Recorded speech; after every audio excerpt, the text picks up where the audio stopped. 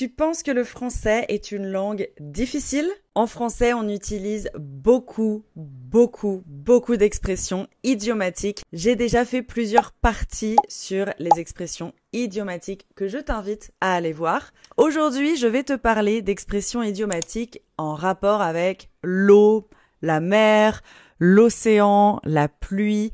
Voilà, donc l'eau de manière générale. Et je vais partager ça avec toi aujourd'hui. On va faire un quiz comme d'habitude pour que tu devines le sens des expressions. Moi, c'est Alexia, je suis prof de FLE, français langue étrangère, depuis plus de 6 ans maintenant. J'ai vécu dans 3 pays francophones, la France, la Suisse et le Canada. Et j'habite en Espagne où j'apprends l'espagnol. Et j'adore cette langue, j'adore ce pays, donc je m'y sens très bien. Je partage mes astuces d'apprentissage sur Instagram tous les jours. Je suis beaucoup plus présente sur Instagram, on fait des quiz, on fait plein de choses. Et aujourd'hui, on se concentre sur les expressions idiomatiques, donc hyper visuelles, des expressions qu'on ne peut pas traduire littéralement. Le sens des mots, littéral des mots, ne nous aide pas à comprendre le sens. Par exemple, avoir le cafard. Avoir le cafard, si on traduit littéralement, ça ne veut rien dire. Par contre, le sens de l'expression, c'est être un peu mal, être un peu déprimé ou triste. J'ai le cafard en ce moment, je vais pas bien, ok? Mais si on traduit littéralement, c'est impossible de comprendre. Et donc, c'est pour ça que c'est intéressant quand on apprend le français comme langue étrangère.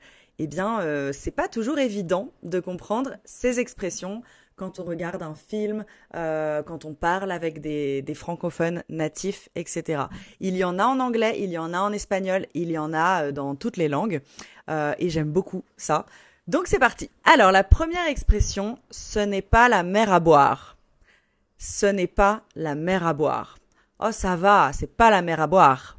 Donc, littéralement, it's not the sea to drink. It's not the sea to drink. Ok? Littéralement. D'après toi, que signifie ce n'est pas la mer à boire? Ça veut dire que c'est impossible à faire. Impossible. C'est pas la mer à boire, c'est impossible. C'est long et compliqué. C'est pas la mer à boire, c'est long, c'est compliqué. Ou alors, c'est facile ou faisable. C'est facile, c'est faisable. Ce n'est pas la mer à boire, ça veut dire, ouais, la troisième, c'est facile, c'est faisable. Ça va, tu peux faire cet exercice, c'est pas la mer à boire. Tu peux apprendre le subjonctif, bien sûr, c'est pas la mer à boire. Marcher 10 minutes pour aller au musée, c'est pas la mer à boire. On va pas prendre le métro, ça va. It's not a big deal, it's not that hard, c'est pas la mer à boire. Ou alors, dernier exemple, il se plaint parce qu'il a trop de travail. Il a juste 2 mails à envoyer. Franchement, c'est pas la mer à boire. C'est faisable. C'est pas la mer à boire. Oui, parce que le N apostrophe de la négation, ne ou N apostrophe pas, les 2 mots de négation, eh bien, en fait, à l'oral, les Français ont tendance à ne pas prononcer à ne pas dire le N apostrophe ou ne. Par exemple, je sais pas, je sais pas. Au lieu de « je ne sais pas », on enlève le « ne » ou le « n » apostrophe, en général à la négation.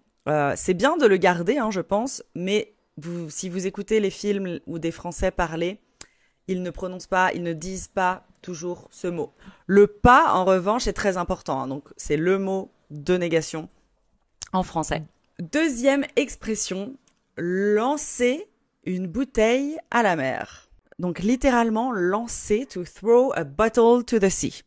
Lancer une bouteille à la mer.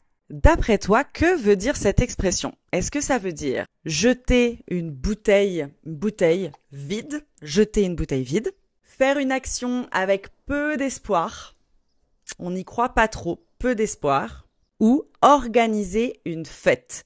On va lancer une bouteille à la mer, on va organiser une fête. Pourquoi pas? C'est la deuxième, ouais. Faire une tentative désespérée. Lancer une bouteille à la mer, c'est désespéré.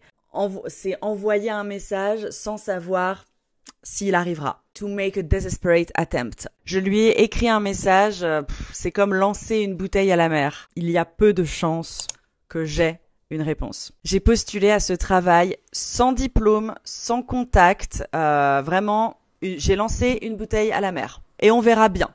On verra ce qui se passe. J'ai essayé. Je tente ma chance. Mais il y a peu de chances que ça marche. J'ai lancé une bouteille à la mer. On sait jamais. Troisième expression, une goutte d'eau dans la mer. Une goutte d'eau dans la mer. Une goutte d'eau, a drop of water. Une goutte d'eau. Une goutte d'eau dans la mer. So a drop of water in the sea. Littéralement. Qu'est-ce que ça veut dire, une goutte d'eau dans la mer? Quelque chose de très important? Quelque chose d'insuffisant? Ou bien une grande vague? Une grande vague. La bonne réponse serait quelque chose d'insignifiant. A drop in the ocean. Ça, c'est l'équivalent. Ça ressemble au français. A drop in the ocean, a drop of water in the sea. Ça ressemble à l'expression anglaise. Donc oui, c'est une chose minuscule, une toute petite chose comparée à l'ensemble. C'est une goutte d'eau dans la mer. Ça représente presque rien. Un petit effort insuffisant. Ok ? Par exemple, j'ai fait un petit don pour cette association. J'ai fait un don, mais c'est une goutte d'eau dans la mer. C'est insuffisant. Ça va pas régler le problème. C'est mieux que rien, mais ça va pas suffire. C'est une goutte d'eau dans la mer. Quatrième expression, et j'aime beaucoup cette expression, avoir du vent dans les voiles. Avoir du vent dans les voiles. Littéralement, to have wind, le vent, wind in the sails, dans les voiles. Ok? Quand quelqu'un a du vent dans les voiles, il va lentement, il a beaucoup de problèmes. Cette personne a beaucoup de problèmes si elle a du vent dans les voiles. Ou bien cette personne réussit et avance bien. Avoir du vent dans les voiles, c'est la troisième, donc réussit et avance bien. Oui, être en pleine réussite, ok? Avancer vite, avoir de l'élan, avoir du vent dans les voiles. Depuis qu'elle a lancé son entreprise, elle a du vent dans les voiles. Ça avance bien, ça marche bien, c'est positif. Depuis sa promotion, il a du vent dans les voiles. Le projet a du vent dans les voiles grâce au financement et aux dons, par exemple. Avoir du vent dans les voiles. Ça, si vous l'utilisez vraiment, ça va impressionner, surprendre vos amis, vos collègues, votre belle famille française ou francophone. Croyez-moi. Cinquième et dernière expression de la catégorie aquatique, eau, pluie, océan, etc. Il pleut des cordes. It's raining ropes. Littéralement. Il pleut des cordes. Il y en a une autre, mais elle concerne la pluie. Il pleut comme vache qui pisse. Elle est moins élégante, celle-ci. It's raining like a peeing cow. Il pleut comme vache qui pisse, littéralement. Il pleut des cordes. It's raining ropes. Les deux veulent dire la même chose. Mais bon, comme vache qui pisse, elle est marrante, elle est drôle, je trouve. Mais elle est un peu moins élégante, elle est plus informelle. Ok ? L'autre est plus standard quand même. Elle est un peu plus passe-partout. Il pleut des cordes. Donc il pleut des cordes. J'ai donné quelques indices déjà. Mais il pleut des cordes. Tu penses que ça veut dire? Il fait très beau, magnifique, grand soleil. Il pleut des petites gouttes. Ok? Il pleuviote. Il pleut légèrement. Ou alors il pleut très fort. Il pleut beaucoup, beaucoup, beaucoup. Il fait très beau. Il pleut un peu. Il pleut beaucoup, il pleut très fort. Il pleut des cordes, il pleut comme vache qui pisse. Il pleut des cordes. Ouais, la troisième, il pleut beaucoup.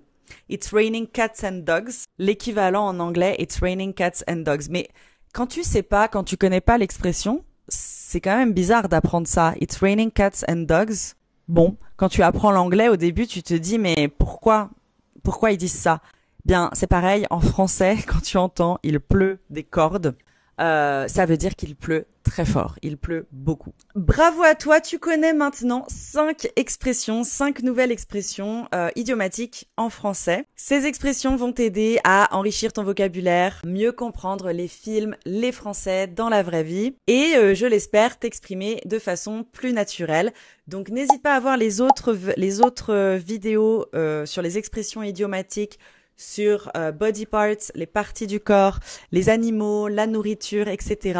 Et dis-moi le score en commentaire, dis-moi si tu as deviné le sens de toutes ces expressions. Si oui, ben bravo à toi. N'oublie pas de liker, laisser un commentaire, t'abonner, ça m'aide énormément si tu as aimé la vidéo et si tu as appris quelque chose. Et je te retrouve très vite pour une prochaine vidéo. Bisous!